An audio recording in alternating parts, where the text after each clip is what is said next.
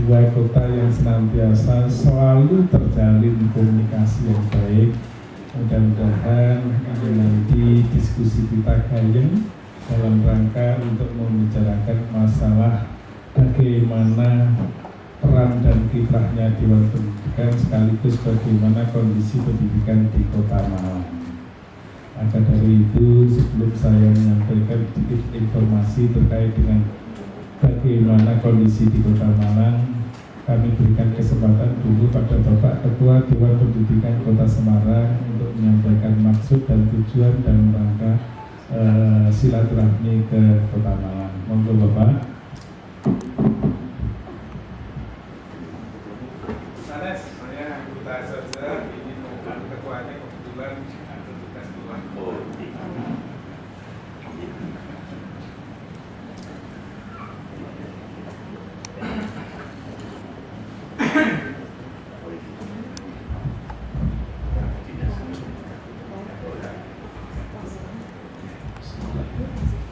Assalamualaikum warahmatullahi wabarakatuh. Waalaikumsalam warahmatullahi wabarakatuh. Bismillah, alhamdulillah, wasyukurillah, wassalatu wassalamu ala rasulillah wa ala alihi wa sahbihi wa mawala wa la hawla wa la quwwata illa billah. Rabbi sholli sholli wa yassir amri wa hlul 'uqdatam min lisani yafqahu qawli. Bapak pengurus Dewan Pendidikan Kota Malang, semuanya yang kami cintai bersama, kami hormati bersama, kami banggakan bersama. Pengurus Dewan Pendidikan Kota Semarang yang selalu menyertai saya, marilah kita awali dengan bersyukur kehadirat Allah SWT dengan nikmat yang telah diberikan yang tidak bisa dihitung jumlahnya, yang antara lain nikmat sehat, nikmat sempat, sehingga kita bisa silaturahmi bermuajah dengan saudara kita pengurus Dewan Pendidikan Kota Malang yang kita impikan dalam apa? Karena lingkungan UNES entah lebih Semarang itu Malang ini menjadi favorit.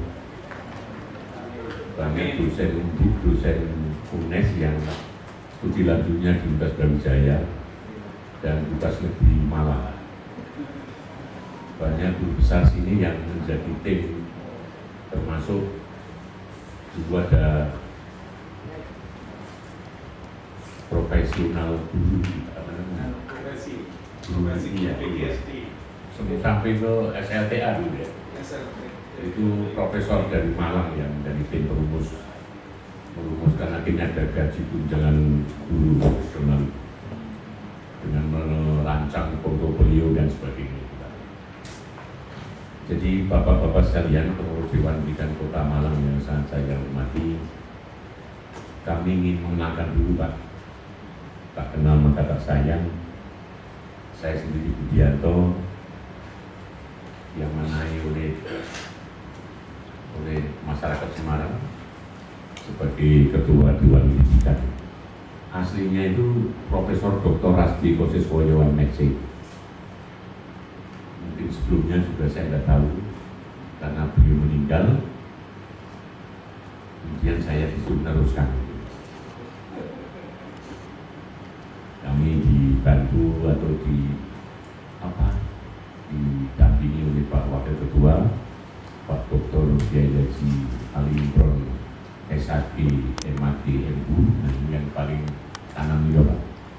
Kita doakan mudah-mudahan tidak lama lagi guru besarnya turun. Amin.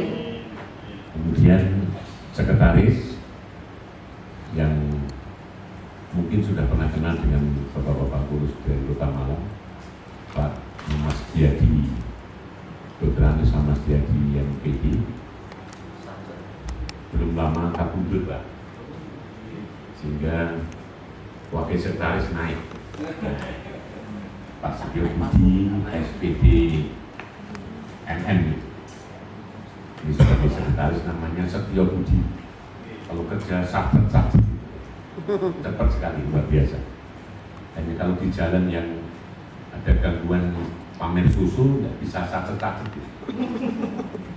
Padat merayap susul-susulan, jadi lama. Jalan sekarang di Malang kayak di Surabaya. Di Semarang yang biasa aja sudah kayak ya gitu. Kalau perjalanan alhamdulillah ramai pelan-pelan. lancar. Kemudian wakil sekretaris Ibu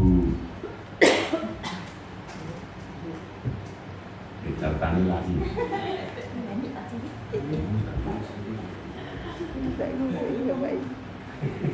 Ini ketua yang sedang punya gangguan begini Pak. Nama-nama lupa. Apalagi kalau perempuan nih Pak. Iya. Ini Bu Ani Koiru Soleha, sarjana ekonomi. Namanya sudah sesuai sama orangnya Pak. Kalau namanya Hani Koiru Soleh itu saya ralat. Saya minta ibunya untuk membaca kali.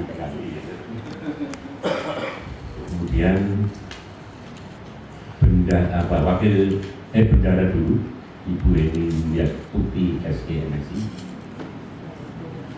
Ini yang berduit jadi yang kalau dana BPP dari hibah yang nombor itu Pak.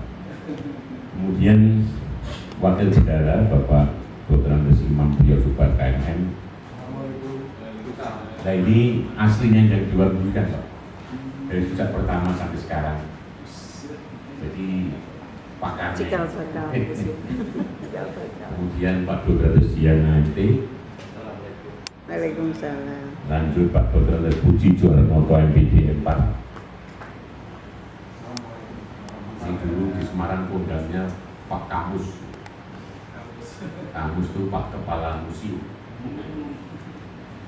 Kemudian Pak Sutarko izin karena kemarin mendadak masuk rumah sakit harus rawat inap, tidak bisa pulang. Gangguan lagi Pak, ya saraf lagi. Sekarang penyakit saraf itu banyak. Saraf itu kenal. Mikir Dewan Pendidikan. Kemudian Ibu Kastri Wanduni SPDM. Ini pakar pendidikan, mantan kepala sekolah favorit di SMA Negeri di Kota Semarang. Kemudian Pak Samsul Huda Esos MSI, yai saya ini Pak. Kemudian Pak Bambang Eko Santoso SE. Kemudian Pak Iwan Nardianto SPD. Kemudian Pak Dr. Andes Windra Prasetya MA. Ditambah dengan 2 staf karyawan Mbak Sofi Megawati SE dan Mas Danang Priyatmoko SPD. Untuk Bapak-Bapak sekalian yang sowan dari di Dewan Pendidikan Kota Malang.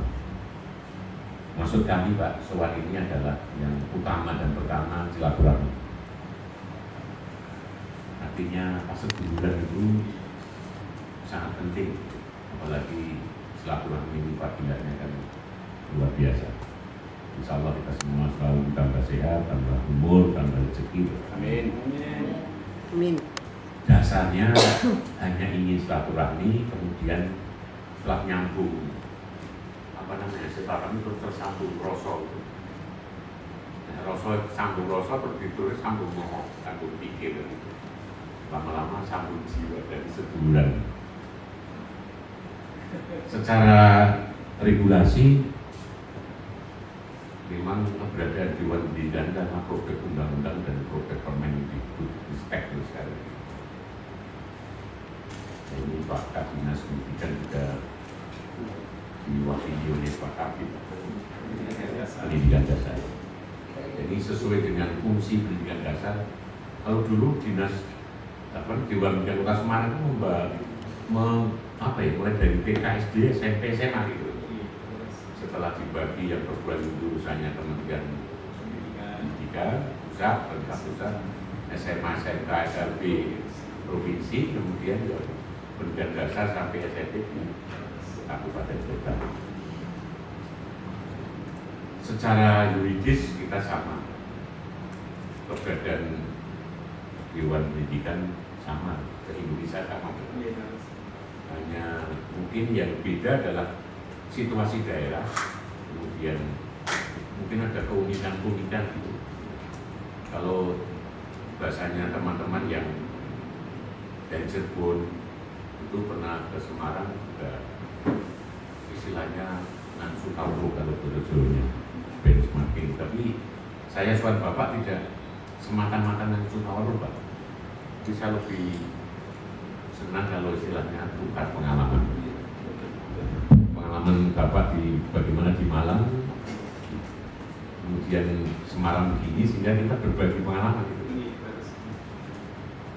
Saya dan teman-teman dilantik oleh Wali Kota Semarang tahun 2021 Pak, nanti berakhir 2026 bulannya April kalau nggak salah. Kemudian dari situlah kami diberikan kesempatan untuk bagaimana Dewan Pendidikan ini punya betul-betul secara real memberikan nilai tambah kemanfaatan untuk kemajuan pendidikan di Kota Semarang. Kalau kita lihat dasar Undang-Undang Cipta Nomor 20 tahun 2003 tentang sistem pendidikan nasional, memang diharapkan masyarakat berperan dalam peningkatan mutu pelayanan pendidikan yang meliputi mulai dari perencanaan, pengawasan, dan evaluasi program pendidikan itu hanya bisa tapi melalui Dewan Pendidikan. Sehingga di Dewan Pendidikan kesimpulannya ada 3 tugas: peran, dan fungsi gitu. Kami singkat suransi Dewan Pendidikan. Yang pertama, selain menjadi partner pemerintah dan representasi masyarakat, mengawasi jalannya proses pendidikan yang dilakukan oleh pemerintah Kota Semarang melalui dinas pendidikan sampai ke satuan-satuan pendidikan.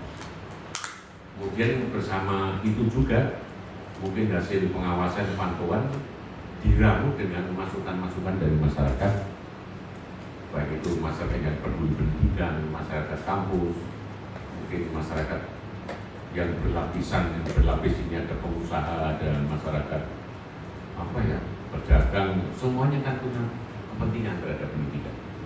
Karena memang negara ini didirikan salah satunya adalah untuk mencerdaskan kehidupan bangsa. Salah satu tujuan negara ini merdeka. Sehingga pemerintah, masyarakat, dan keluarga akhirnya disepakati inilah tiga unsur yang bertanggung jawab kepada pendidikan. Mulai pendidikan yang bawah itu keluarga ya Pak, anak lahir sampai bisa menyebut warna merah, hijau, kuning, biru, sampai bisa ngomong A, O, E, I, U, sampai bisa menghitung 1, 2, 3, itu dari ibu. Jadi ibu adalah pendidik utama dan pertama. Dilanjut nanti pembinaan, pembentukan sikap anak, sampai sekarang ada sekolah bermain, sekolah dan sebagainya, sampai TK, dan akhirnya masuk di pendidikan formal. Nah inilah ya, akhirnya pemerintah sesuai dengan tugas konstitusi untuk mencerdaskan kehidupan bangsa. Guru, tenaga pengajar mulai dari perguruan tinggi, ada dosen, tenaga pendidikan, teknik, kemudian di sekolah-sekolah menengah juga ada guru, ada tenaga kependidikan dan seterusnya. Kurikulum ini adalah merupakan tanggung jawab pemerintah kalau yang negeri.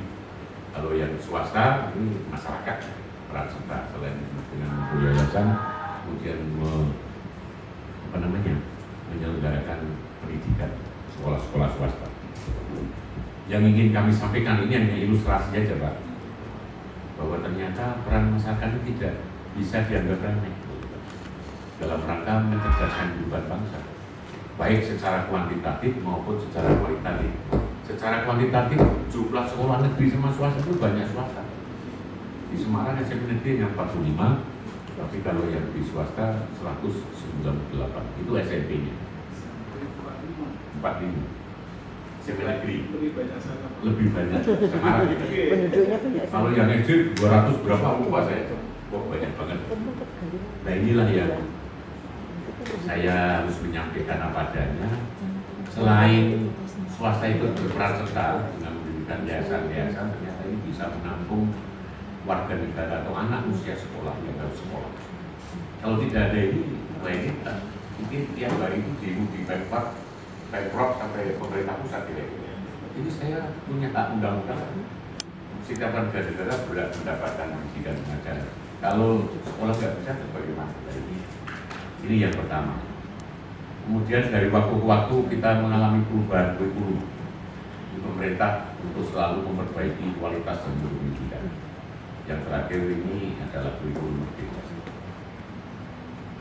Hasil bukan diganti tapi adalah merupakan kelanjutan penyempurnaan kurikulum 13. Jadi pakarnya kurikulum di Malang ini, Dewan Pendidikan Malang ini.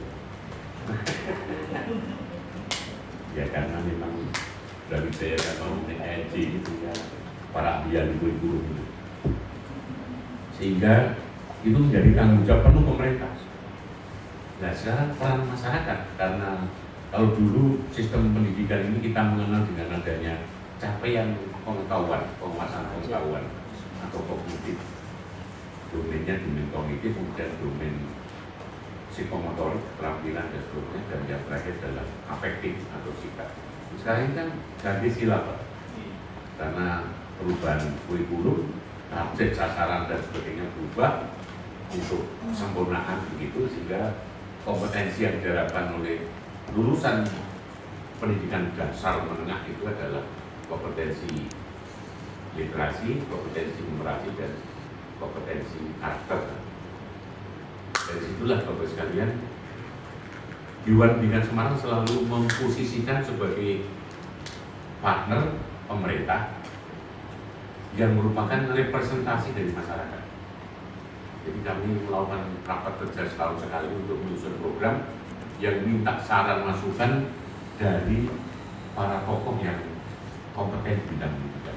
Jadi misalnya dari UNES, kemudian dari Properties, profesor-profesor yang pakar pendidikan, juga selain itu juga dari para pihak yang peduli kepada pendidikan.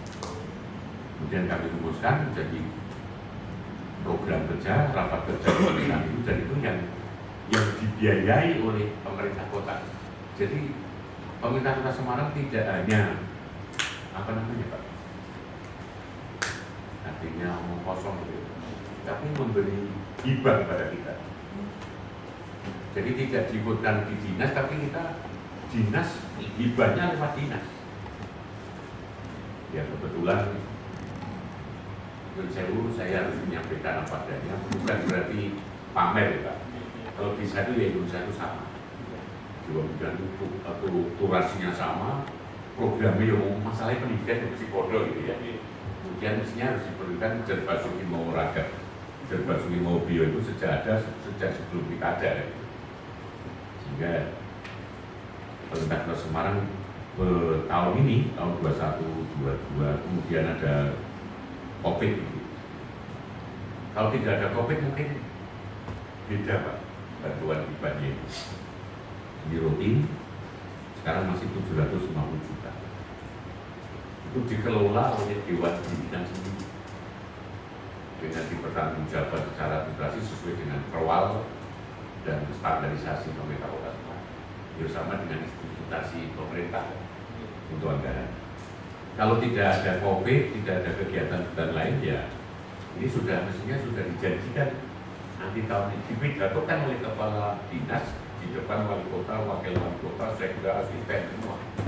Pada tahun ini mestinya sudah 1M dan berikutnya 1,5 dan sampai ke 3M itu. Tapi ternyata itu jadi mimpi saja.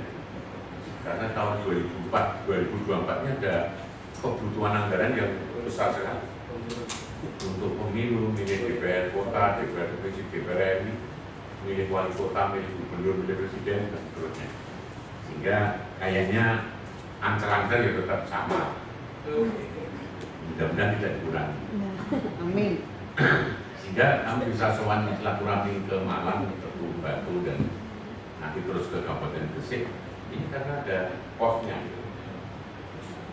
Jadi saya manfaatkan untuk nambah 10. Jadi inilah yang saya katakan di awal, berbagi pengalaman. Kegiatan kita di Semarang perlu dibiayai oleh hibah APBD. Kalau Cirebon hebat lagi Pak, kantornya luar biasa. Kemudian diberi hibahnya untuk pembiayaan sekalian dan honor dewan, malah dari pentaris mobil juga gitu. Jadi di Cirebon, nah, kegiatannya kok dapat CSR dari semua di baik BNI, dan sebagainya, itu hebatnya Cirebon. Nah kami sudah sowan ke Cirebon, kemudian mewakili Jawa Barat, kemudian sowan ke provinsi tetangga saya, Jawa bagian tengah ada 2, satu Jawa Tengah dan Yogyakarta. Kami tahun kemarin sowan ke Yogyakarta, Cirebon. Tahun ini saya sowan ke Jawa Timur, Pak. 3 di Kota Malang yang pertama, kedua Kota Batu, tapi karena nginepnya di Kota Batu, terus Kota Batu dua, daripada dari Batu ke sini nanti kembali ke Batu gitu. Ya matur nuwun, kami diberi kelonggaran waktu toleransi, mestinya Bapak dulu jam 8 sampai jam 10, tapi karena perubahan begitu akhirnya pembicaraan Pak Sekretaris Kota Semarang dengan Sekretaris Kota Batu, dan kami minta maaf lagi, mestinya jam 11 harus sudah disepakati, tapi karena selain Pak Ketua dan pengurus, saling terus sampai asik itu Pak, ngobrolnya sampai tidak tahu waktu itu, sehingga mohon dimaafkan soal Bapak ini terlambat. Ya, selain jalannya rame, ini yang saya sampaikan. Kemudian Pak, yang kita lakukan selama ini adalah, kalau ketentuan pelaksanaan program dinas kan sudah jelas. Nah kita selain ngawasi, kita juga punya terus ikuti perkembangan, sehingga apa yang kita sampaikan wali kota sesuai dengan toleransi kita, yaitu pertama memberikan saran masukan secara langsung melalui rapat-rapat apapun, misalnya rapat penerimaan KTP baru, rapat ujian sekolah, rapat kebijakan nambah guru, kemudian apalagi sekarang kan pensiun guru ini kan banyak sekali. Nah ini rapat bisa datang dari usulan kita, atau kita yang mengundang, atau dari dinas. Ini yang secara langsung. Secara tidak langsung kami memberi masukan lewat yang namanya rekomendasi. Setahun bisa 2 kali, tergantung kondisi Pak. Misalnya kemarin pandemi, nah kita memberikan rekomendasi. Suasana pandemi yang sudah semakin melandai, dengan dibarengi vaksinasi guru, murid, tenaga pendidikan juga semua, kita atur protokol yang ketat, kita tatap muka harus bisa dimulai.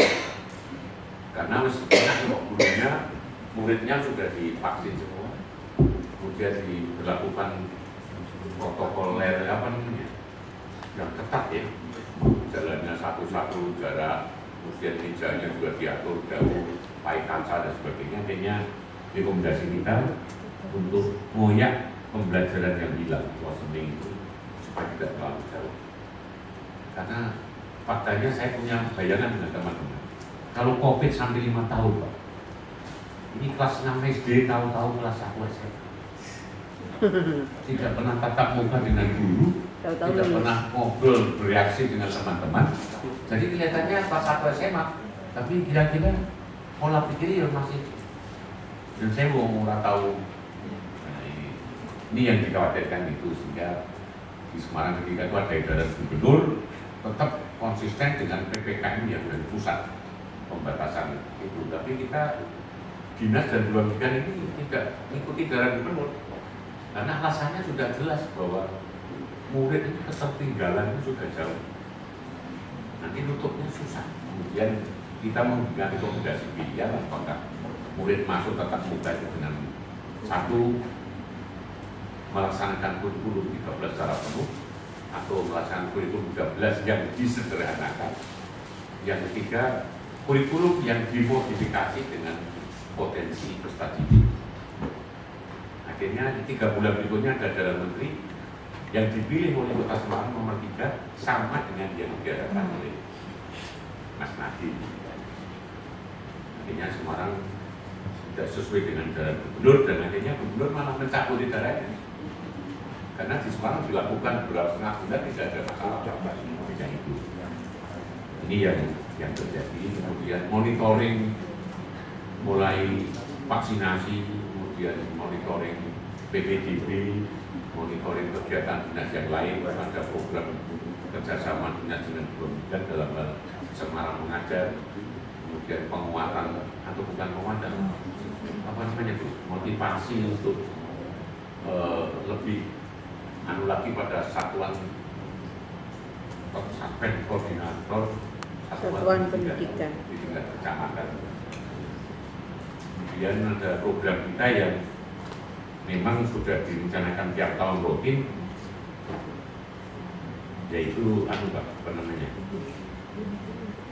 Apa itu? Selain ini ada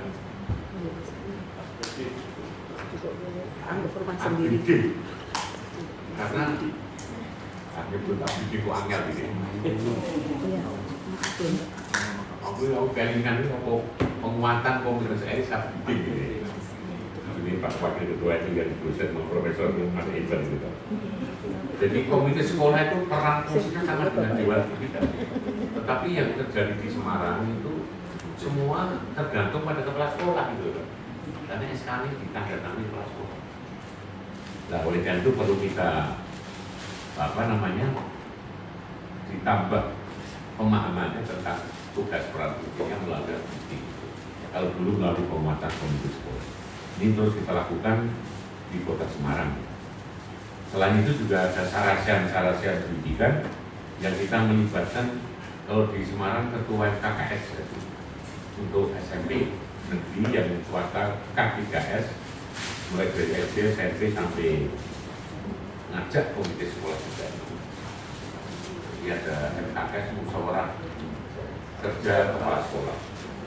Ini kita adakan sarasian rutin. Kemudian yang selanjutnya juga ada dialog pendidikan yang kita melibatkan juga K3S SD, MKS SMP, MKS SMA sampai SMK.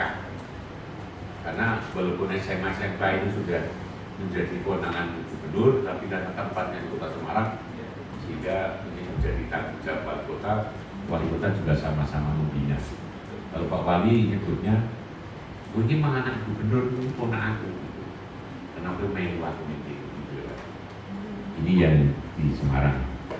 Tema-tema dialog menyesuaikan dengan perkembangan momentum. Misalnya kemarin dialog pendidikan atau sosialisasi program guru penggerak.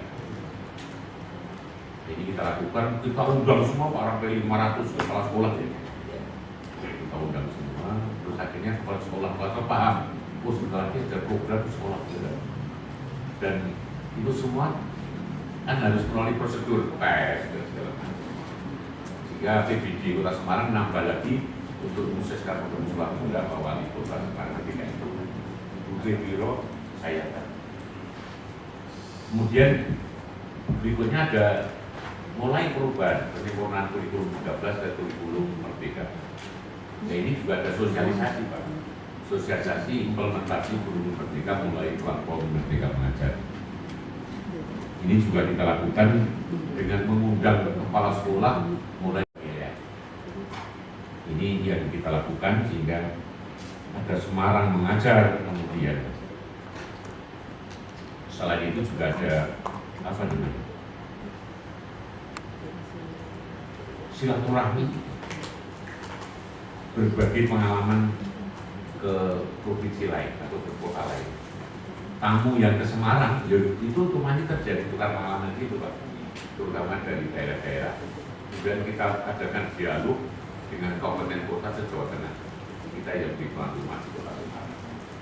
Dari sini nantinya kita temu sehari tapi atau itu bisa mengetahui kabupaten kota di wilayah kami di Jawa Tengah. Kalau yang di luar Jawa Tengah ya terpaksa kami sowan biar ada tambah dulur gitu. Ini Pak sekilas yang terkait dengan program kami yang dibiayai oleh ini. Yang tidak dibiayai banyak, tapi ini teman-teman siap untuk menghadiri kegiatan apapun yang kita bekerjasama dengan apa itu yayasan-yayasan atau yang bergerak di peduli pada pendidikan, ada Tamoto Foundation, Jarum Foundation, kalau Semarang itu banyak, itu sudah mulai kerjasama membahas tentang apa hal yang bisa dilakukan oleh yayasan-yayasan ini bisa memberikan pendidikan kota Semarang. Kemudian dibentuk lagi kelompok musyawarah apa namanya NPO itu dengan dinas pendidikan. Jadi hubungan kami dengan kepala sekolah MKKS sampai dinas ini akrab sekali, bahkan tanpa syarat. Terus selalu kita beri masukan untuk pengurangan dulu. Tahun kemarin itu nambah 3.000 berapa ya guru yang PPP itu P3K itu hampir 4.000 ya tahun ini kemarin 2050 itu untuk menutup kekurangan guru yang pensiun. Karena Pak ini tidak bisa untuk sembrono kalau gurunya pensiun terus bulan terus gimana itu. Ini persoalan yang pokok itu. Nah, kami terus dilibatkan oleh wali kota. Yang lain sampai regulasi yang baru bahwa dinas atau pemerintah kota mau mengangkat melantik kepala sekolah mulai dari SD, TK negeri, SD negeri, yang SMP negeri harus mendapat persetujuan dari ketua dewan. Ini sudah kami lakukan 2 tahun ini Pak. Hanya saya minta, saya tidak akan memberi rekomendasi satu persatu gitu. Tapi dari Pemkot melalui dinas pendidikan saya mohon untuk buat kolom-kolom itu siapa yang disuruh ganti promosi siapa, ganti siapa, ini karena apa. Dan misalnya kami melakukan pelacakan di situ Pak. Banyak usulan-usulan kepala sekolah yang masih muda-muda, sudah lulus tes kepala sekolah dan sebagainya, memenuhi persyaratan itu. Ini masih muda yang lulus tua-tua ini belum kesempatan jadi kepala sekolah ini masih banyak. Artinya saya, ya ini karena itulah kontrol masyarakat. Mungkin tanpa dewan pendidikan itu sudah dilatih semua. Nah karena saya melihat ada calon kepala sekolah yang lebih tua 5 tahun, 4 tahun gitu ya, termasuk temannya Pak Setio begini, saya tidak kenal, tapi karena tanggal lainnya dari catatan saya, akhirnya yang sini saya corai, saya ambil dari senior ini. Karena yang muda-muda ini masih 10 tahun, masih 12 tahun kan masih mungkin nanti 4 tahun yang pensiun masih menggantikan masih bisa. Nah inilah ya, kalau saya menilai ini yang membuat regulasi ini luar biasa, bisa memberikan kesempatan pada masyarakat melalui pendidikan, partisipasi untuk menyusun menetapkan kepala sekolah sebelum dilantik oleh wali kota.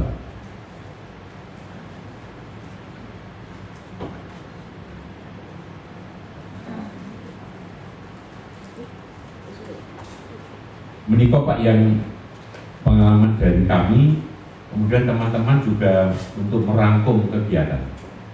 Sebetulnya setiap kegiatan sesuai dengan tugas Dewan Pendidikan. Ini di dalam peraturan menteri kan apa yang dilaksanakan Dewan Pendidikan harus dilaporkan kepada masyarakat lewat media, baik cetak maupun elektronik. Sehingga saya dibantu oleh Pak Yai Samsul Huda ini, terus laporan itu setiap kegiatan dilaporkan kepada masyarakat lewat online dan lewat media cetak, dan juga lewat buletin. Jadi ini salah satu bukti bahwa kegiatan Dewan Pendidikan Kota Semarang tidak hanya kebatinan, namun di batin tapi juga ada faktanya. Kenapa harus cetak? Tidak semua elektronik zaman IT loh. Tapi kadang-kadang ini kan soft trouble, dan sebagainya, sehingga ada dua-duanya kita pakai untuk nanti yang kekurangannya bapak-bapak pengurus Dewan Pendidikan Kota Semarang dan ibu yang akan menambahkan Pak, supaya katanya Makanya teman saya itu api ini dibagi. Tapi masih banyak orang pinter nambah sama ngepingin yang bagi langsung. Kalau saya nih bagi juga saya pinter Pak. Bagi duit itu harus kayak gitu. Kira-kira itu Pak yang bisa saya sampaikan. Sekali lagi saya terima kasih Dewan Pendidikan Kota Malang yang luar biasa ini sudah berkenan menerima masukan kami dan diterima dengan sangat baik sekali. Saya mohon maaf pada saudara saya Pak Slamet yang ketika itu tidak di Semarang karena saya harus pergi Pak kegiatan itu, sehingga saya minta tolong Pak Sekretaris, cara mungkin tundanan acaramu Pak Slamet itu berdiri dan ini. Mohon maaf nih Pak Slamet nih.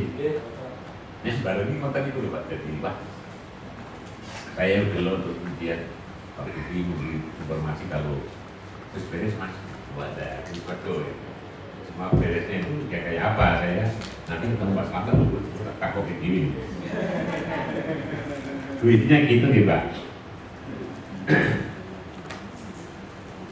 Ini kok Pak yang bisa saya laporkan dari pengalaman Kota Semarang atau Semarang kemarin selalu dihubungi sama Cirebon karena menganggap rancangan undang-undang pendidikan yang disiapkan oleh Menteri Mas Nadiem ini kok merubah Dewan Pendidikan dilangi komite sekolah kita. Dan kita diskusi intens lewat Zoom, akhirnya melahirkan pertemuan nasional yang pertama di Solo. Dan masing-masing sudah menyiapkan alasan-alasan yang perlu Dewan Pendidikan bingung dengan Menteri ya. Tapi akhirnya undang-undang itu tidak dibahas. Tolak oleh Balik DPR RI, tidak dibahas di 2003, jadi 2004 ini belum tentu lagi. Karena double press, nanti jangan-jangan yang diganti, menterinya ya pergi ya, tidak tahu. Tapi kalau menterinya tetap tidak diganti, ya alhamdulillah. Ternyata karena kita belum ketemu Pak Menteri, ada miss bahwa undang-undang diganti itu karena menyangkut tunjangan profesi guru. Sekarang ini kan sudah tidak ada lagi sertifikasi guru itu. Akhirnya yang dapat tunjangan profesi guru hanya guru-guru yang sudah ikut sertifikasi guru. Lah lainnya lebih banyak tidak akan dapat. Oleh karena Pak Menteri akhirnya kebijakannya itu dihapus, hilang tunjangan profesi guru, tapi semua guru akan diberi tunjangan profesi gitu tidak. Nah ini ternyata peristiwa di demo ditolak balik. Sebetulnya Pak Menteri sudah ingin mensejahterakan guru.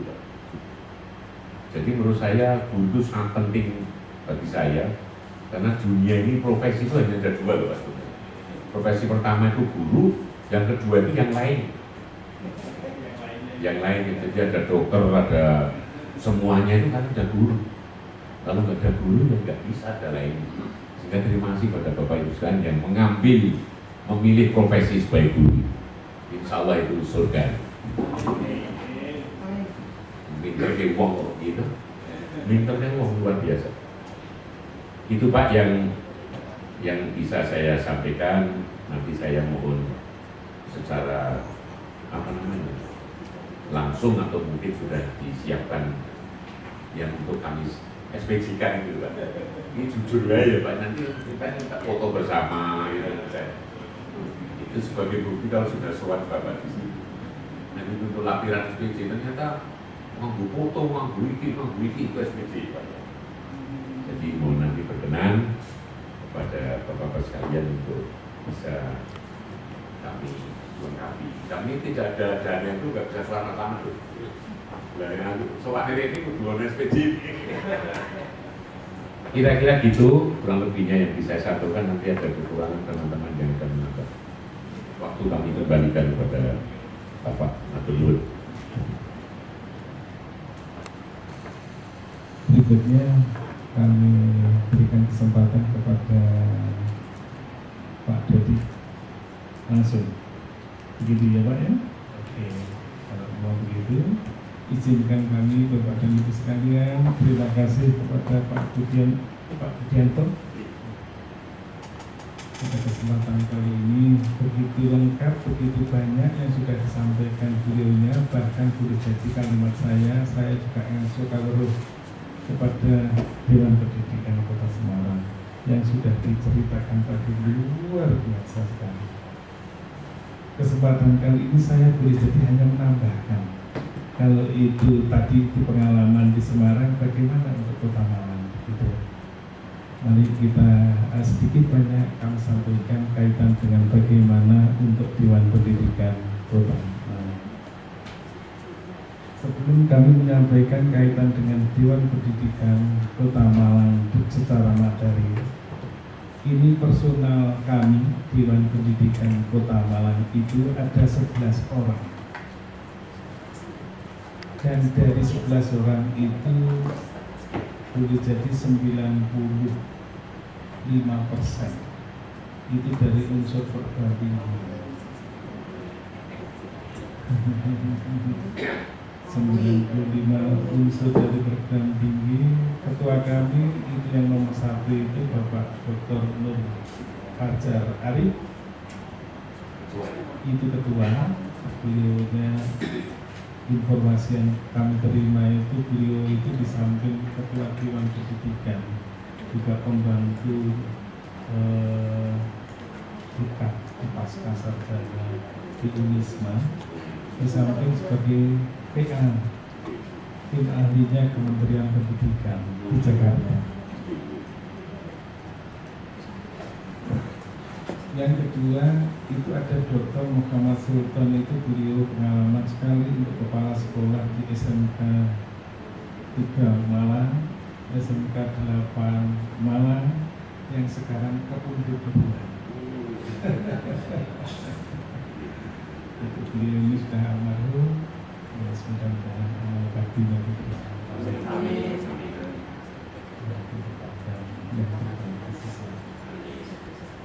berikutnya yang nomor 3 itu dosen dari UIN Malang, Universitas Islam Negeri Malang, Maulana Malik Ibrahim.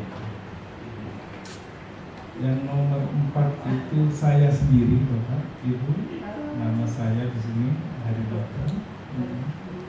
Nomor 5 itu ada Bapak Dr. Rahmadi Indra, beliaunya Pak Rahmadi. Iya, Dokter Pak Rahmadi ini dosen UNED Jember, tapi asli Arema. Karena itu tinggalnya di Malang terus. Ya, boleh jadi keluarganya di Malang, kalau di pekerjaannya di Jember, wirawiri lah gampangannya Malang Jember ini. Untuk Pak Rahmadi. Kemudian yang ke-6 itu Bu Endang, itu dosen UM Universitas Negeri Malang. Pak Slamet tadi yang narah hukum kami tadi itu dosen UM. Itu nanti Universitas Negeri Malang matematika. Satu-satunya yang bukan dari unsur perguruan tinggi adalah nomor 8 Bapak Muhammad Bahasa, itu dari LSM yang peduli pendidikan, sehingga masuk di Dewan Pendidikan Kota Malang. Kemudian yang nomor 9 itu Pak Romi, itu dosen Universitas Brawijaya. Kemudian yang nomor 10 itu Pak Hayat, itu juga dosen dari Universitas Islam Malang. Nomor 11 itu Pak Ibu Amelia, itu seorang psikolog, psikiater. Dia dosen di Fakultas Kedokteran di Universitas Islam Malang. Itulah Bapak sedikit personel yang kami sampaikan. Hanya kebetulan yang sempat hadir siang hari ini kami hanya bertiga ini, mohon izin. Yang lainnya, Pak maaf kami ada tugas lain, ya sudah ada yang penting ada yang harus apa itu bagi tugas begitu. Terima kasih.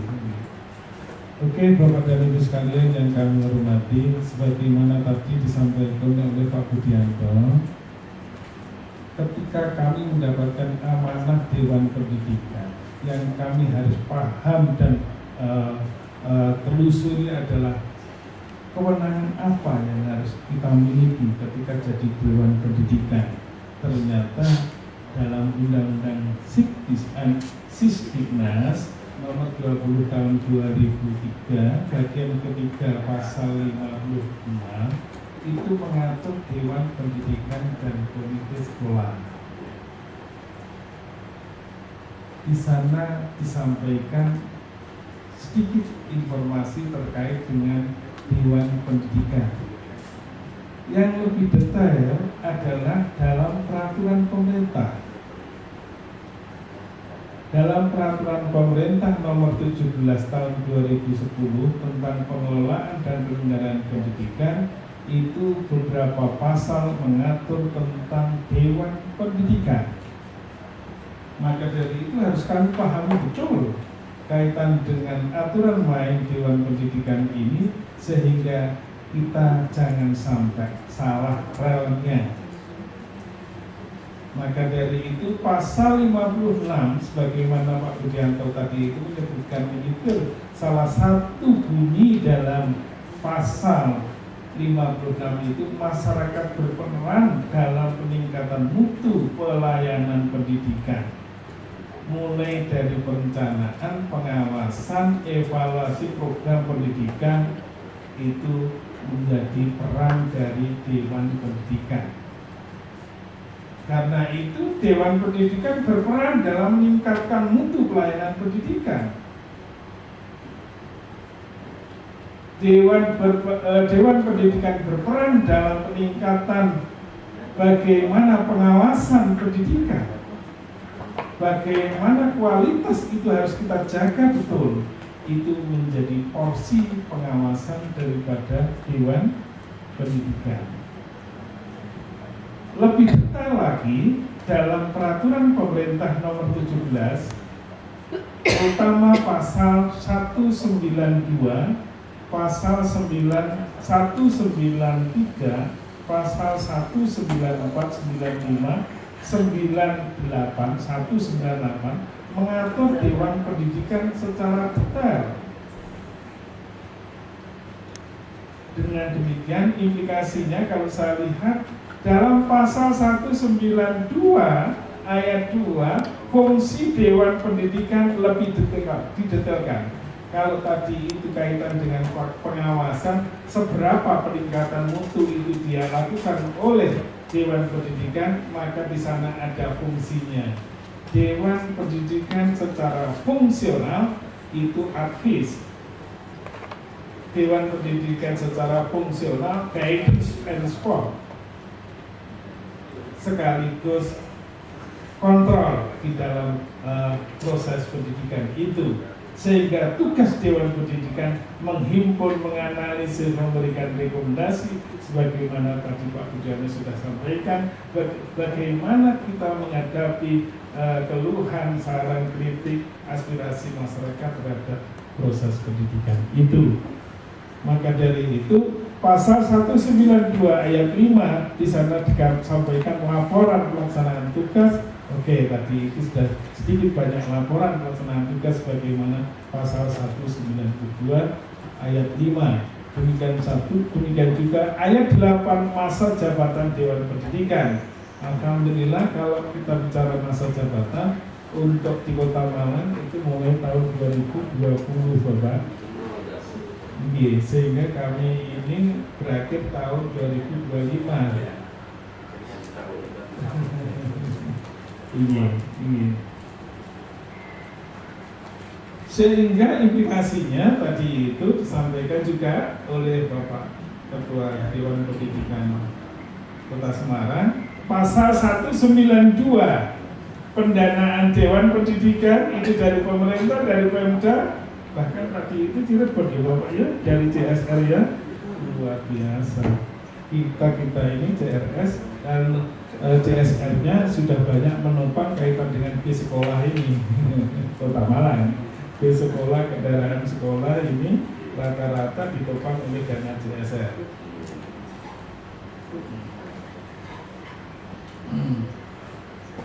Ini peranan Dewan Pendidikan dalam rangka meningkatkan keberadaan komite sekolah. Ternyata di sana di Permendikbud kita dapatkan amanah Bapak dan Ibu sekalian sebagai sebuah institusi yang mengelola Dewan Pendidikan. Ternyata amanahnya terhadap komite sekolah.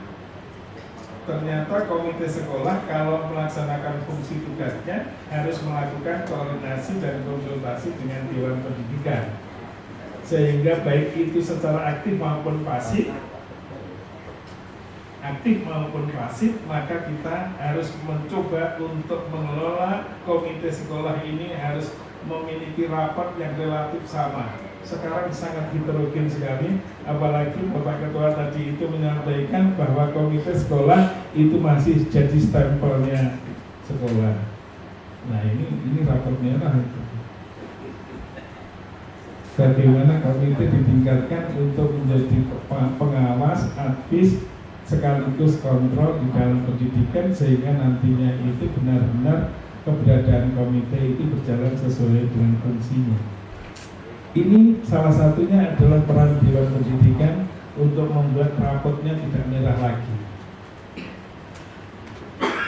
sehingga perlu ada upaya untuk membangun komite yang kredibel.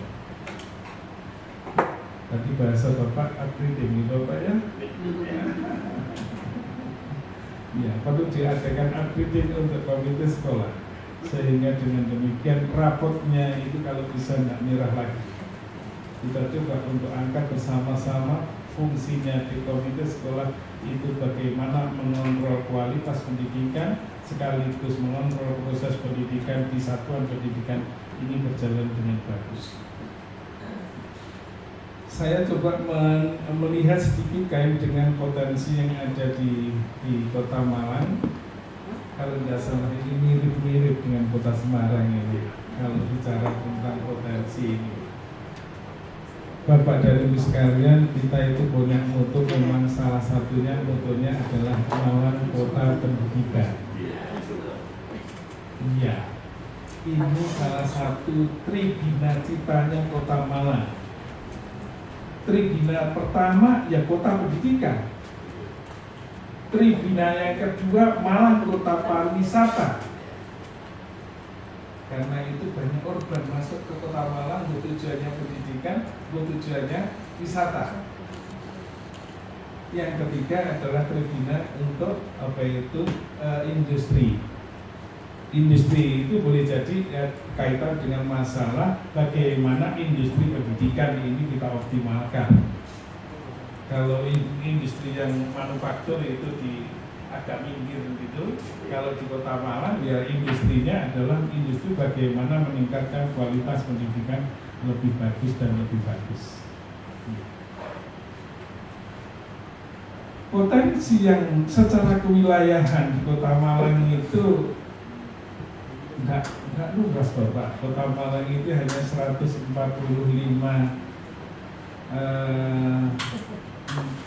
kilometer. 145,28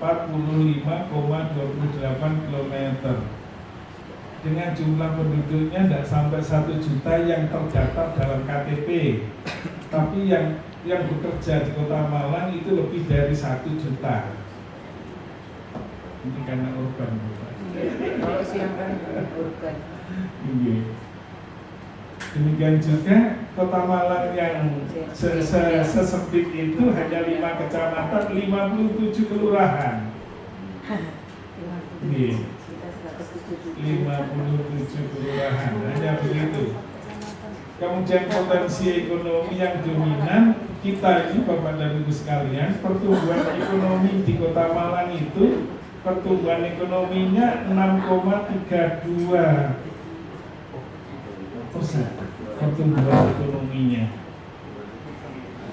setelah COVID ini, setelah COVID yang sebesar 6,32 itu setelah COVID. Mengapa Kota Malang begitu tinggi sementara Ini nomor 2 di Jawa Timur untuk pertumbuhan ekonomi ini. Nomor 1 Surabaya, nomor 2 Kota Malang. Pertumbuhan tinggi di Kota Malang itu ternyata karena Kota Malang kota pendidikan yang notabene banyak SDM yang cukup kredibel di dalam menangani pertumbuhan ekonomi itu, salah satunya adalah munculnya para anak-anak milenial dengan digitalisasinya, sehingga Kota Malang mendirikan yang namanya Malang Creative Center MCC yang difasilitasi dengan program 17 ekosistem subsektor terutama UMKM yang berjalan berbasis digitalisasi.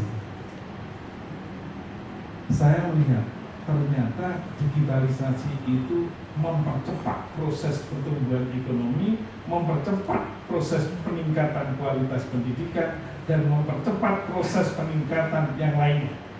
Semua sektor, ketika kita bicara tentang bagaimana meningkatkan, itu adalah ada upaya untuk pengembangan digitalisasi. Kemajuannya dasar sekali. Bahkan BI pernah menyampaikan pada media bahwa salah satu upaya mempercepat pertumbuhan ekonomi dan moneternya adalah digitalisasi. Sehingga mau tidak mau kurikulum merdeka harus melakukan revolusi pendidikan. Kurikulum merdeka harus melakukan revolusi pendidikan. Apa yang direvolusi, Bapak? Nah, itu. Apa yang direvolusi? Mulai dari paradigmanya, kemudian bagaimana nanti kebijakan-kebijakan yang dibangun oleh pemerintah daerah dalam rangka untuk pengembangan kualitas pendidikan yang bersifat revolusioner melalui proses digitalisasi. Potensi SDM-nya Kota Malang itu antara laki perempuan hampir sama, tapi lebih banyak perempuannya. Sehingga dengan demikian potensi terbesarnya memang nampaknya peranan perempuan itu harus besar sekali. Karena itu undang-undang pemilu, undang-undang yang lain itu akan membicarakan harus diberikan porsi bagaimana peranan wanita untuk 30% memposisikan di dalam kegiatan apapun, apakah itu caleg, apakah itu di eksekutif. Kata perempuan itu lebih dari 30%. Lembaga pendidikan untuk Kota Malang itu seperti itu, Bapak. Tingkatan TK itu 435, kalau tingkatan SDMI itu 333, kalau tingkatan SMP-nya 134.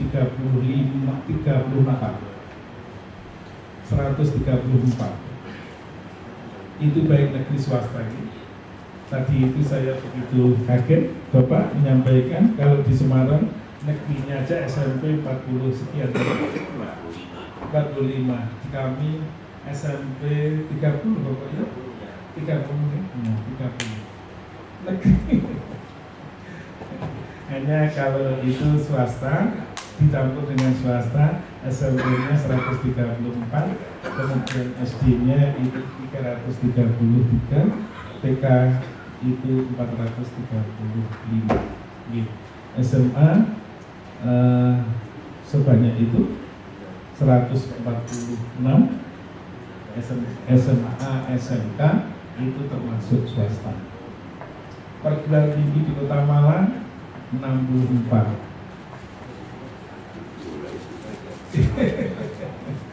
Perguruan tinggi di Kota Malang itu 64, itu sementara yang negeri yang paling dominan ya Brawijaya, UM, UIN itu negerinya.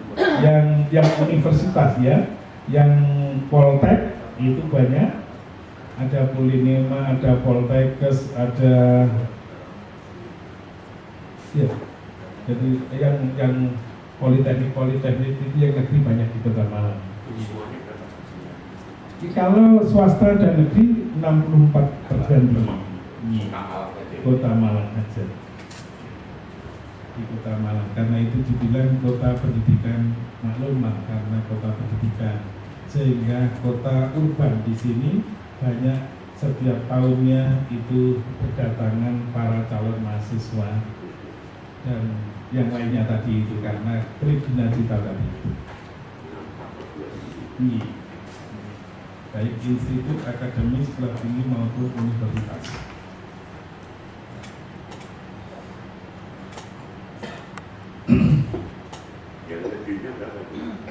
Kalau negerinya tadi itu, kalau yang pokok itu UB, kemudian Universitas Negeri Malang, kemudian UIN. Ya, itu kalau yang politeknik, yang universitas 3 itu Bapak. Yang negeri universitas itu 3. Kalau yang Polinema, ada Polinema, ada Poltekkes, Jalan Ijen itu Poltekkes. Terus mana lagi Pak Dodi? Politeknik Angkatan Darat. Iya. Politeknik Kota Malang. Politeknik ada Kota Malang. Terus ini kalau SMA Taruna itu yang tadi dibilang Bapak, kalau di sana ada apa itu ada apa itu Sampurna Foundation dan lain sebagainya, itu kemarin mendirikan yang namanya SMA Taruna di Kota Malang.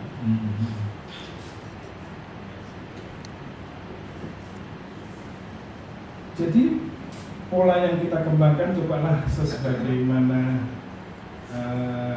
visinya Kota Malang adalah ingin membangun kota yang bermartabat, maka kita upaya meningkatkan sinergitas harkat dan martabat masyarakat Kota Malang melalui pendidikan ini. Sehingga dengan demikian saya bilang ketika kita masuk di ranah kurikulum merdeka, maka kita harus melakukan revolusi pendidikan. Ketika kita masuk dalam tataran revolusi pendidikan, yang kita revolusikan apanya gitu ya. Yang harus kita lihat pendidikan di tengah pusaran revolusi digital. Pendidikan di tengah pusaran revolusi pendidikan. Saya kemarin rapat kerja dengan Dinas Pendidikan Kota Malang bersama Pak Dodi dan teman-teman itu ke Jogja. Saya tanya kepala sekolah, kebetulan satu bis itu kepala sekolah semuanya, terutama SMP. Ibu, Bapak Ibu semuanya, saya bilang sekolahnya yang sudah learning management system mana? SMP ini yang sudah learning management system mana? Ternyata belum banyak yang benar-benar menggunakan apa itu pembelajaran berbasis digital. Mulai dari perencanaan pembelajaran, proses pembelajarannya, evaluasinya, itu yang benar-benar itu menggunakan learning management system itu belum banyak. Saya katakan, Ibu, tantangan Bapak dan Ibu ini tantangan. Kalau tidak segera kita menyesuaikan untuk pembelajaran berbasis digitalisasi, kita ketinggalan. Kenapa? Ini harus revolusi, harus kita lakukan. Mengapa demikian? Tahun 2030-an Indonesia akan mengalami bonus demografi. 68,3% penduduk Indonesia itu penduduk produktif Dan itu hanya terjadi satu kali selama masa peradaban.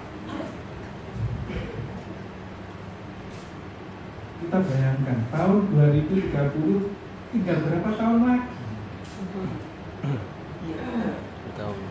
Sekarang 2003, 2023, 2030 tinggal 7. Kalau kita tidak melakukan revolusi digital,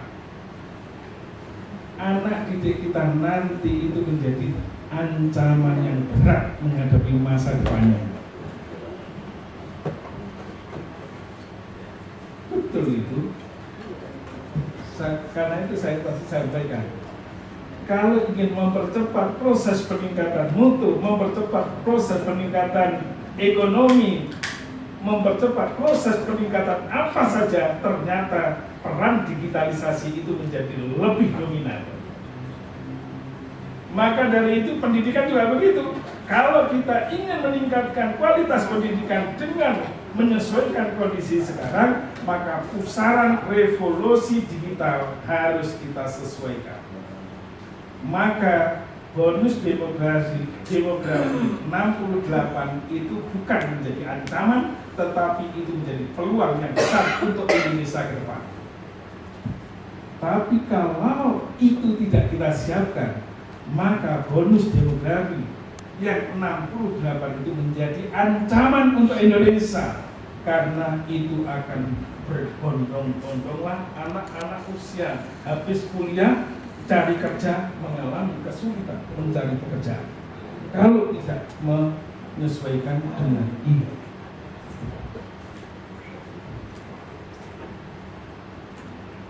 Maka apa yang harus dilakukan perubahan? Ada 3 domain digitalisasi pendidikan itu. Pertama kurikulum, yang kedua sistem manajemen, yang ketiga investment. Kurikulum oke, kita tadi disampaikan Pak Budianto, kurikulum itu urusannya pemerintah pusat. Kita tinggal menyesuaikan aja, menyesuaikan dengan karakteristik, ingin membentuk karakteristik di kota masing-masing. Gambarannya kalau Malang ya nanti kita akan membentuk karakteristik. Walaupun ada profil pendidikan Pancasila, itu sudah profil karakteristik nasional. Oke.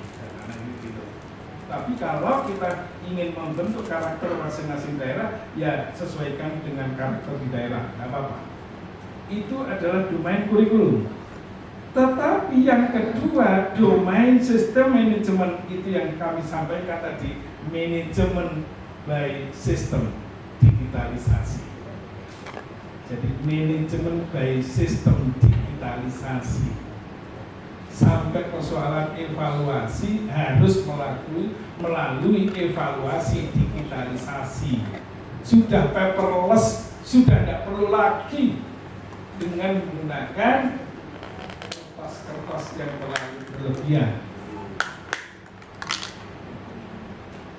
Harus paperless.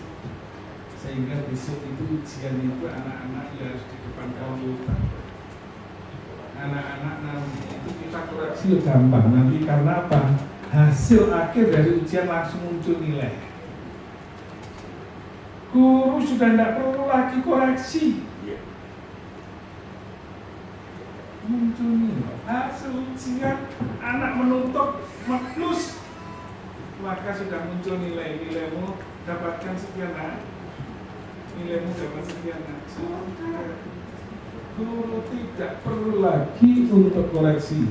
Koreksi nanti kalau ada catatan-catatan, kalau ada misalnya isi. Jadi evaluasi isi itu yang sudah ada koreksi dari guru. Tetapi kalau ketika kita itu multiple choice, maka guru-guru sudah tidak perlu koreksi lagi. Langsung akhir dari ujian langsung muncul nilai yang diperoleh. Itu adalah manajemen by system terkait dengan pendidikan. Yang repot adalah domain yang ketiga, ini harus mendorong Dewan Pendidikan, harus mendorong pengambil keputusan. Kami ini Bapak dengan kami sama mendorong, memberikan rekomendasi. kebijakan untuk harus melakukan revolusi pendidikan, digitalisasi, bagaimana investasi yang sekarang itu dominan infrastruktur, jalan, memikirkan gedung, dan lain sebagainya. Untuk di kota Malang maupun kota Semarang, saya yakin sudah tidak perlu banyak pikir itu. Yang perlu kita pikirkan adalah bagaimana infrastruktur digitalisasi pendidikan harus benar-benar masuk ke sana. Yakin kalau itu nanti itu kita lakukan, maka pemerintah kota harus menganggarkan kait dengan infrastruktur pendidikan digitalisasi. Tidak dibebankan sekolah, tidak cukup, tidak mampu. Kemarin itu anak saya masuk tim penggerak pendidikan itu, terus kemudian anak saya tanya, "Pak, hanya didanai 2 tahun. Tahun pertama 100%, tahun kedua itu sudah dikurangi dari dana itu, tahun ketiganya itu sudah diserahkan sekolah."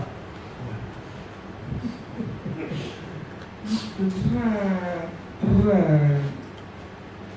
Harus nanti itu ada refleksi dari pengambil keputusan, yaitu Bapak Wali Kota masing-masing itu melakukan sebuah pergeseran paradigma untuk mengemas kebijakan terkait dengan revolusi digitalisasi pendidikan. Kalau 3 domain ini berjalan, nanti insya Allah nanti itu akan beriringan dengan bagus. Karena jaringan belajar kota ini sudah relatif maju. Bapak kemarin PPDB-nya sudah terintegrasi ya, apa itu digitalisasinya. Artinya kontrol dari dinas sudah bisa kita lakukan untuk masing-masing sekolah, tidak jalan sendiri-sendiri. Karena di daerah lain Bapak itu masih sepertinya menjadi tanggung jawabnya sekolah. Kalau di Malang itu tidak bisa sekolah macam-macam. Kontrol dari dinas itu ada. Untuk melihat sekolah manapun itu kelihatan sekali bahwa sekolah ini melakukan ini kelihatan. Ini yang namanya PPDB yang sudah terintegrasi kaitan dengan penerimaan siswanya, sehingga tidak bisa main sendiri. Nah, ketahuan kalau sudah oke lah, bagus. Untuk daerah-daerah lain seperti di Jawa Timur kemarin ada beberapa yang itu dibanding ke sini, PPDB-nya kemana? Ternyata belum terintegrasi. Belum terintegrasi. Artinya masih diserahkan kepada pihak sekolah. Kalau itu yang terjadi, pengawasannya tidak ada. Iya. Itu Bapak. Di sini sudah terintegrasi dengan bagus. Sudah yakin berarti sudah jalan bagus. Tinggal 4 kalau kita ngomong kualitas itu kan ada 8 komponen. 8 komponen ini nanti harus kita coba lakukan digitalisasi sehingga nanti akan berjalan dengan bagus.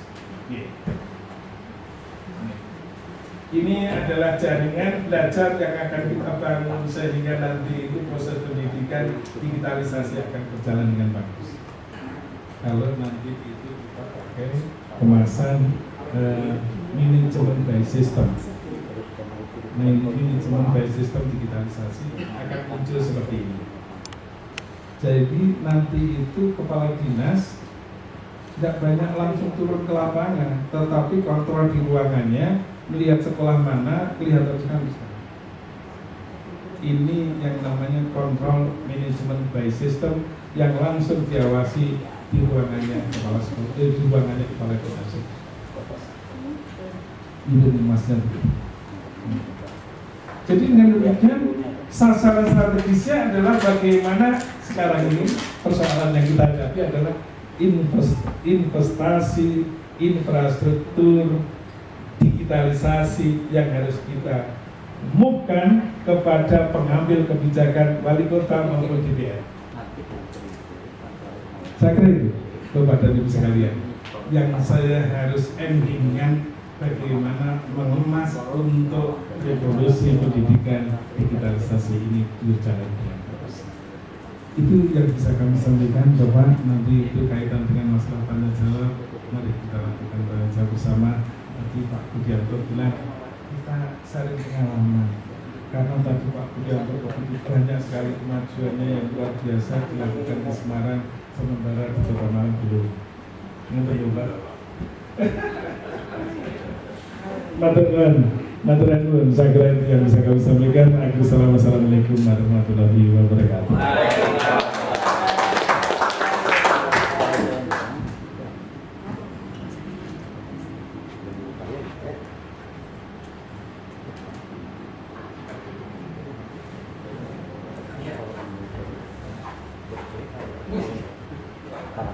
Terima kasih.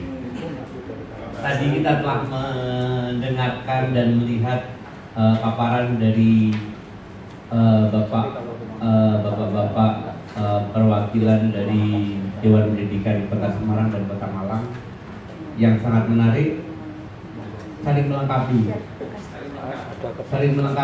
Yang satu dengan jumlah penduduk yang lebih besar, yang satu lebih kecil, dan banyak kekurangan kita juga dimiliki oleh menjadi kelebihannya Kota Semarang sehingga kami bisa belajar ke Kota Semarang. Begitu juga sebaliknya. Untuk acara selanjutnya, mempersingkat waktu, mungkin ada perlu tanya jawab, monggo saya silakan.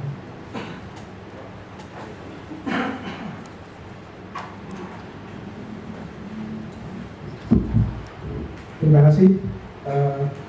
Saya sangat tertarik dengan trivia yang ketiga, yaitu industri, di mana Malang ini memposisikan pendidikan sebagai industri, sehingga untuk istilah industrialisasi pendidikan. Sebenarnya saya membayangkan ini komersialisasi pendidikan, tapi ternyata di sini tidak lari dari core, industrialisasi pendidikan tetap mengacu pada bagaimana meningkatkan mutu dan kualitas pendidikan di Malang.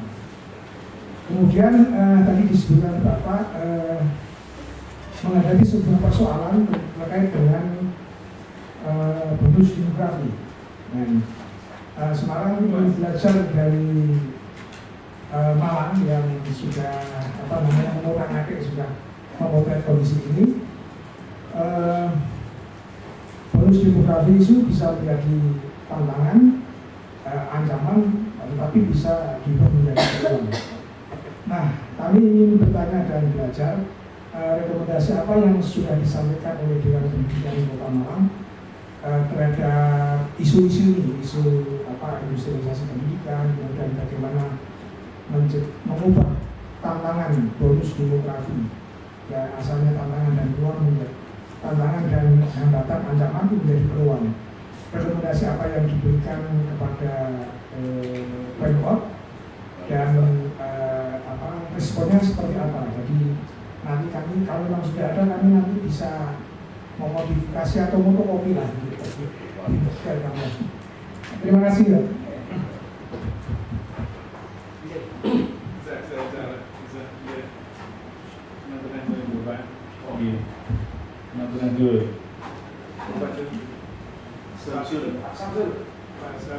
Samsul yang mana? Pak Samsul udah kebetulan Kota Malang itu sudah punya MCC, Bapak. Malang Creative Center itu adalah wadahnya kreatif anak muda yang memunculkan startup baru. Para tenaga yang punya profesi digital yang akhirnya mengembangkan UMKM yang berbasis digital, sehingga UMKM itulah yang akhirnya menopang munculnya pertumbuhan ekonomi di Kota Malang lebih cepat. Demikian juga ketika kita itu bicara tentang pendidikan, maka yang namanya MCC harus menjadi lab-nya pendidikan. Jadi nanti saya minta yang namanya MCC itu lab-nya pendidikan, sehingga nanti anak-anak generasi SD, SMP belajar kaitan dengan digitalisasi, belajar MCC itu salah satu media untuk belajar digitalisasi. Itu upaya kami, dan ini sudah terrealisir. Gedungnya cukup megah sekali di tengah kota Malang, sehingga di sana itu cukup ramai sekali. Di Kota Malang sudah ada puluhan para startup baru yang kemarin itu banyak ditopang dari ITB, karena itu yang sekarang itu ada lembaga seperti ini itu di Indonesia, di Malang dan di Bandung. Belum. Malang dan Bandung. Karena itu ketika kita bicara bagaimana memunculkan UMKM sebagai sebuah ekosistem, UMKM sebagai sebuah ekosistem yang nantinya memunculkan pemikiran bagaimana pengembangan UMKM itu tidak hanya ke dalam negeri tapi ke luar negeri, maka harus belajar banyak bukan UMKM yang berbasis digital. Monitor dan evaluasi atas kemunculan ini, biar IT ini betul-betul dimanfaatkan secara positif. Siapa startup itu siapa yang melakukan dan apa anggotanya Pak? Yang bertanggung jawab sana memang lembaganya. ALPA itu dinasnya adalah dinas Kominfo itu, tapi ada dinas teknisnya yaitu perdagangan, perindustrian dan koperasi yang membawai UMKM. Ya. Saat memulai yang jelas kalau kita saat memulainya pada waktu itu yang namanya pengambil keputusan Pak Wali itu harus paham betul terkait dengan ini. Kalau tidak paham, tidak akan mungkin diambil keputusan ini. Akhirnya Pak Wali paham, termasuk digitalisasi pemerintahan. Pak Wali paham duluan, sehingga digitalisasi pemerintahan di Kota Malang baru berjalan. Saya bilang kalah dengan Banyuwangi, Kota Malang itu Pak, walaupun sumbernya kemarin itu dari UPI. SDM yang mengembangkan digitalisasi pemerintahan itu boleh jadi dari UP itu yang namanya pemerintahan Banyuwangi kemarin itu. Benar, karena itu bupatinya sekarang jadi menteri.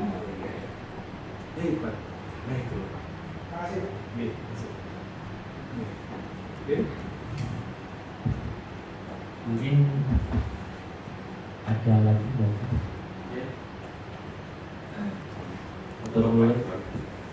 Assalamualaikum warahmatullahi wabarakatuh. Sudah pengurus Dewan Pendidikan Kota Malang yang saya hormati dan saudara-saudara semuanya. Kita mendengarkan Kota Malang. Mendengar Kota Malang itu sudah luar biasa. Ya, jadi hampir semua orang yang melihat ngerti Malang seperti mana ngerti Jogja. Ya, saya beberapa kali berkunjung dari saya ke UI. Ya, jadi Malang ini semua termasuk di UM. Ya. Tadi dipaparkan, jadi sangat luar biasa itu tugas mulia kita. Ya. Semarang di Kota Malang saya kira sama saja. Tadi juga di Kota Batu, ya. Batu atau Batu ya? Batu. Kuli Batu. Saya melihat komposisi 11 orang tadi. Yang satu sudah mendahului, tinggal 10 dengan kesibukan masing-masing luar biasa. Kalau di Semarang yang bekerja aktif itu kan 1, beliau masih aktif di sekolah, 2, 3 kan saya di kampus. Yang lain kan SDM-nya bisa maksimal di Dewan Pendidikan. Itu saja di Semarang itu tugas-tugas keseharian sebagai anggota dewan yang terhormat ya. Kalau di BRD ya, kalau ini anggota dewan yang apa ya? Itu kan luar biasa, dan kita ini seperti sebuah kantor yang harus memberikan layanan kepada publik dalam bidang peningkatan itu kualitas pendidikan. Saya sendiri sampai malu gitu. Bagaimana saya ngantor alim ngantor karena masih aktif di kampus dan jabatan. Nah, ini menjadi apa? Menjadi awal konflik internal. Ya, mohon maaf ya Bapak Ibu. Ya, kalau Semarang ini nggak kelihatan karena seorang diri alimron. Dan bagaimana di Malang ini untuk bisa menyiasati agar tupoksi sebagai pertimbangan kebijakan pendidikan bisa jalan dengan baik, kemudian bisa mendukung dalam hal pemikiran, ya agar kebijakan tadi bisa berjalan dengan baik, bagaimana transparansi dan akuntabilitas penyelenggaraan pendidikan baik aspek akademik maupun non akademik, bagaimana melakukan kegiatan mediasi ketika ada problem pendidikan. Ya, saya ingin mendapatkan informasi kalau memang ada di Kota Malang seperti apa. Ya. Yang tadi itu sangat bagus sekali bagaimana membumi di Kota Malang. Ya. Saya kira ini, oke. Terima kasih. Mohon maaf. Assalamualaikum warahmatullahi wabarakatuh. Kalau ini saya juga banyak mimpi, Pak. Terus terang banyak mimpi. Mengapa aktivitas kita setelah tahun 2020 itu kan masuk COVID. Jadi kalau langsung turun ke lokasi sekolah memang terjang sekali. Walaupun kita juga membagi tugas.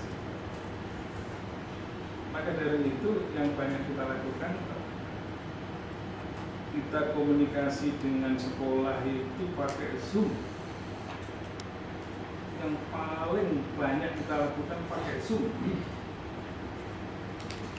Jadi Zoom meeting itu sarana kita untuk mempercepat proses bertemunya dengan stakeholder sekolah, satuan pendidikan. Terus terang tadi itu saya gambarkan, ini orang-orang sibuk semua dan ini orang-orang aktif semua. Dewan Pendidikan Kota Malang ini orang sibuk semua, orang aktif semua, belum ada yang pensiun.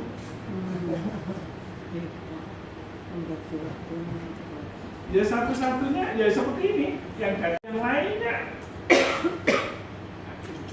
Akhirnya ketika di jadwal Zoom meeting, Bapak harus sampaikan materi ini kepada kepala sekolah sekota Malang. Ini terkait dengan materi. Itu paling banyak kita lakukan sebagai upaya kita untuk dekat dengan stakeholder satuan pendidikan dengan komite. Kemarin ada beberapa masalah kaitan dengan komite Bapak dan Ibu sekalian. Kita turun ke lapangan kalau itu persoalan komite yang di lapangan itu karena begini. Saya bilang rapot merahnya begitu. Satu sisi rapot merahnya komite itu terlalu berlebihan, merasa kontrolnya tinggi, terus kemudian sampai merekomendasikan untuk kepala sekolah ini tidak sudah terlalu apalagi nanti itu ada rekomendasi yang menyebutkan nama si E itu ternyata itu orang DPR. Ini jadi masalah. Kami turun Pak, kalau sudah masalah seperti itu kita turun ikut membantu menyelesaikan bersama-sama dinas untuk menyikapi persoalan seperti itu. Alhamdulillah 3 persoalan yang telah kita hadapi komite ini bersama sekolah kita selesaikan bersama-sama. Hari ini sudah selesai. Insya Allah selesai. Mudah-mudahan tidak muncul apalagi letupan lagi. Ini gambaran yang kami situasinya seperti itu. Banyak Pak memang situasi seperti itu dan realisasi di lapangan banyak sekali muncul seperti itu. Karena tuntutan macam-macam dari orang tua itu sangat besar sekali. Jadi antara potensi dengan tuntutan itu kadang-kadang lebih banyak tuntutannya sehingga potensinya itu ternyata belum bisa dipenuhi. Itu Bapak yang bisa kami sampaikan. Ternyata media yang paling efektif kami sementara ini kami pakai adalah pakai Zoom. Di samping kita itu turun lapangan kalau memang ada persoalan yang serius dan itu harus kita tangani di lapangan bersama-sama dengan dinas. Terima kasih Pak.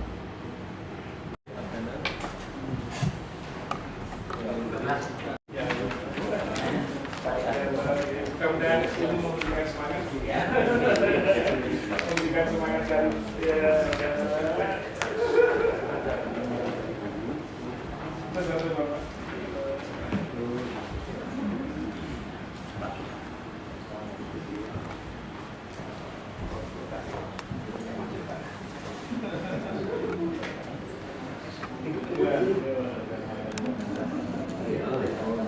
Datang Pak Pasan kami, Seperti mungkin sudah sowan sini Pak.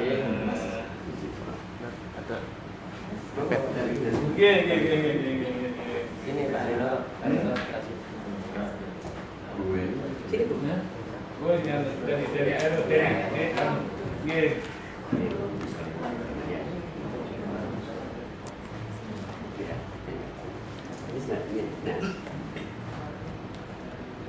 Satu, dua, tiga. Ulang, 1, 2, 3. Ustaz Budi, lihat sini. 1, 2, 3. Bon.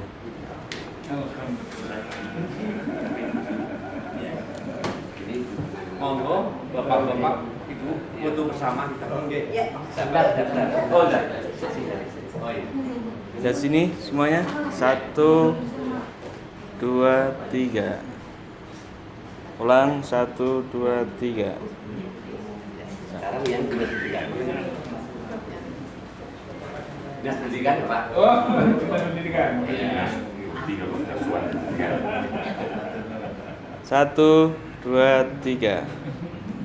Ulang, 1, 2, 3.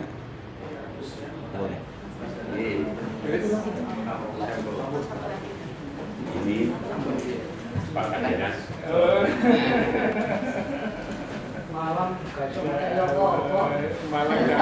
Ulang, lihat sini semuanya. 1. Mas Budi.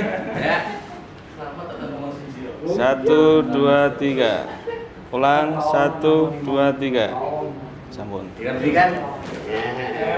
Dinas pendidikan apa? Dewan Pendidikan. Ibu Bapak. Ada berapa bungkus? Iya. 14 bungkus nanti Bapak. 1, 2. Coba sekalian mepet. Biar rame. 1, 2, 3. Ustaz Budi, lihat sini museum. Nah, ulang, 1, 2, 3. Ulang, 1, 2, 3. Pak Rahmadi kok nggak ikut? Kan semuanya bareng-bareng. Oh, semuanya. Iya, sekarang semua. Oh. Profil ya. Profil. Kepala dinas kita itu seorang dalang. Kemarin 1, 2, 3. Ulang, 1, 2, 3. Bon. Monggo Bapak. Di sini nomor sana. Bisa enggak? Ya. Mana yang lewat? Sini luar sama-sama. Ya, Sini. Ya. Monggo. Sini lo ya. Oh ya, sini aja. Bapak dari belakang. Kalau ada ada yang sini aja. Sini aja. Bapak di bawah sini. Oh iya, Pak. Pakai ini aja. Oke. Tutup lamparnya. Penting.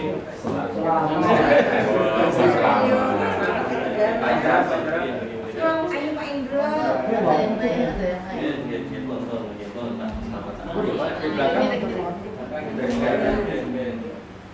Oke. Lihat sini semuanya. 1, 2, 3. Ulang, 1, 2, 3. Yes. Gaya bebas. 1, 2, 3. Cheese. Nah. Cis kayak bebas. Oke. Kayak bebas masak ini Mas. Mas. Ya.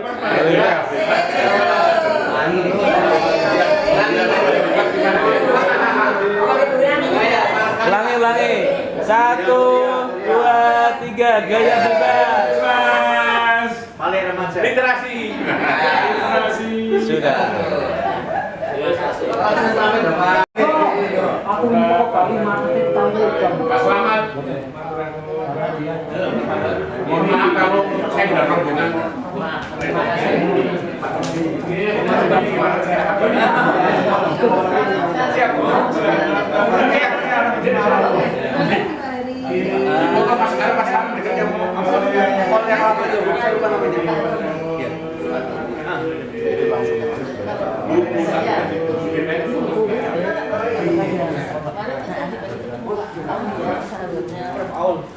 Pak Jual ini sebelah ini. Iya, Pak Paul. Ya. Kami sama-sama Pak Paul. Saya Pak Paul.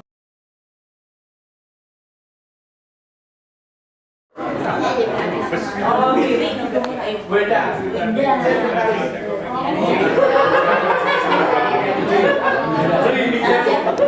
Nanti yang belum ada kegiatan itu offline dia dulu kota. Tapi jualan makan pendidikan berarti Bisa ya.